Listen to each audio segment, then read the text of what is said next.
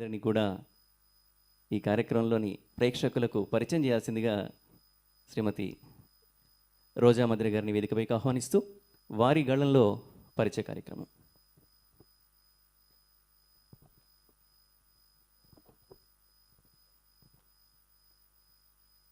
ఈరోజు మన కార్యక్రమానికి మరి సీనియర్ నటులు, సీనియర్ వ్యాఖ్యాతపరులు, మరి వ్యాఖ్యాత అంటే సరిపోతుందేమో, అలా అంటే కుదరదండి, కళావాచస్పతి డాక్టర్ కొప్పుల అశోకానంద్ గారిని వేదిక మీదకి రావాల్సిందిగా కోరుతున్నాను.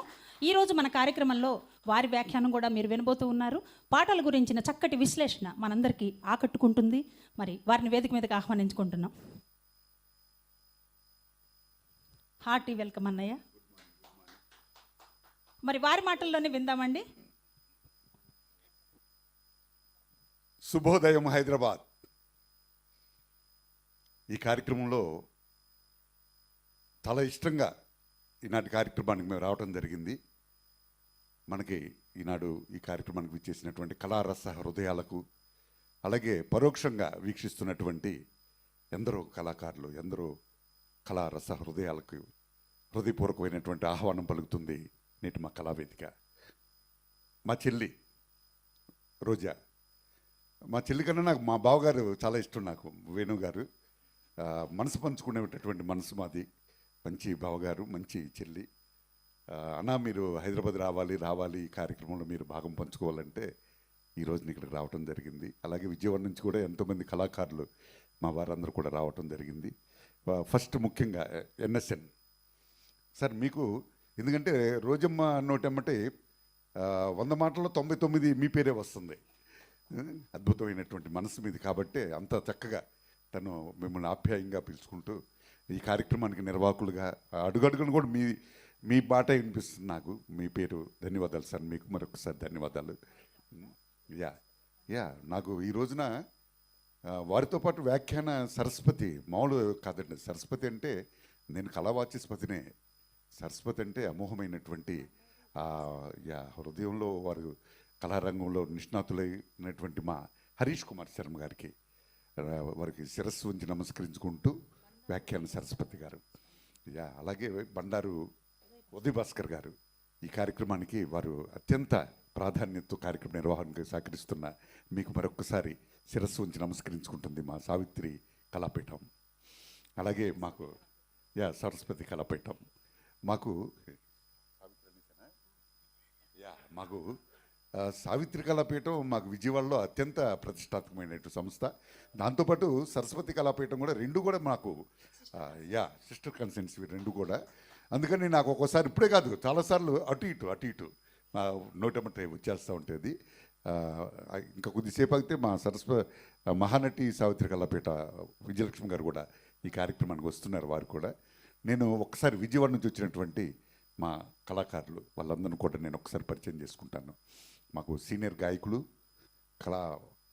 వారు వ్యాఖ్యాతగా ఉన్నారు. వారు సీనియర్ వ్యాఖ్యాతగా, అలాగే కళాబంధు, గానరత్న, retired sub inspector of police మా డేవిడ్ రాజ్ గారిని మీ అందరి కర్తాలతో వేదిక మీదకి ఆహ్వానించుకుంటున్నాం.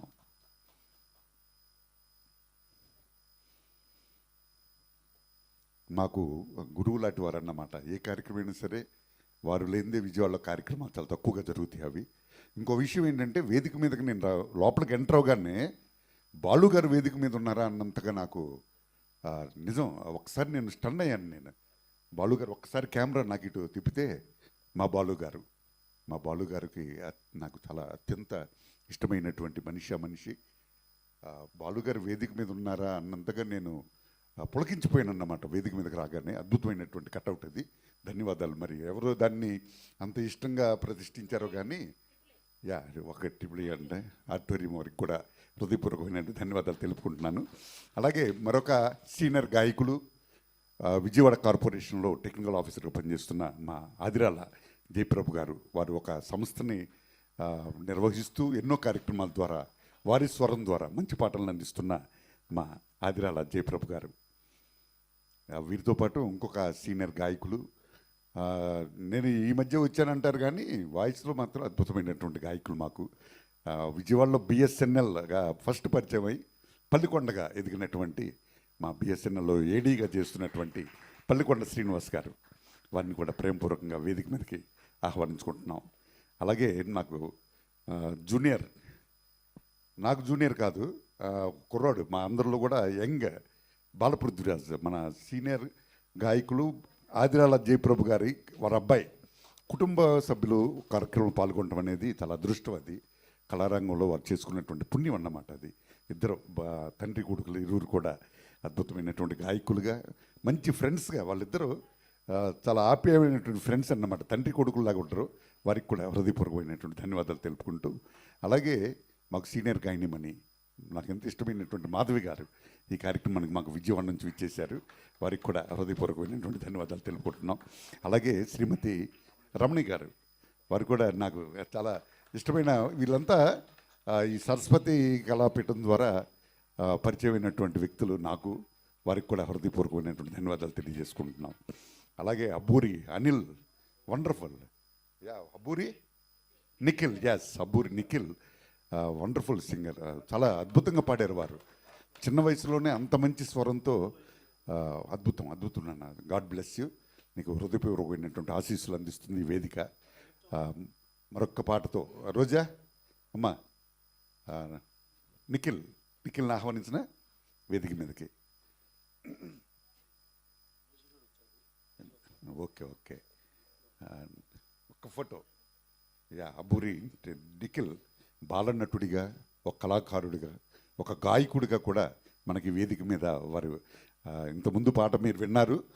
అలాగే జగదకి వీరుని కథ చిత్రం నుంచి ఘంటసాల మాస్టర్ ఏనాడు కూడా వేదికల మీద పాడటానికి సాహసం చేయనటువంటి ఆ పాట, మన బాలు, చిన్న కుర్రోడు, తన స్వరం నుంచి శివశంకరే ఆ పాటని మనందరి కోసం కూడా ఆ బాబు పాడుతున్నాడు. నిఖిల్కి మీ అందరి కరతాళధ్వనులతో వారిని వేదిక మీదకి ఆహ్వానించుకుంటున్నాం. ఘంటసాల మాస్టర్ గారు పాడినటువంటి, ఆయన చనిపోయిన అన్ని రోజులు కూడా వారికి అంత వయసు లేదు, అతి చిన్న వయసు. ఇక్కడ ఉన్నటువంటి వారిలో అతి చిన్నవాడు. తనకి ఒక మంచి, తన పాట నుంచి ఒక మంచి పాటతో మన కోసం జగదేక వీరుని కథ చిత్రం నుంచి మనకి ఘంటసాల మాస్టారు అద్భుతంగా గానం చేసినటువంటి ఆ పెండ్యాల వారి పాట మన కోసం, అబ్బూరి నిఖిల్ మన కోసం.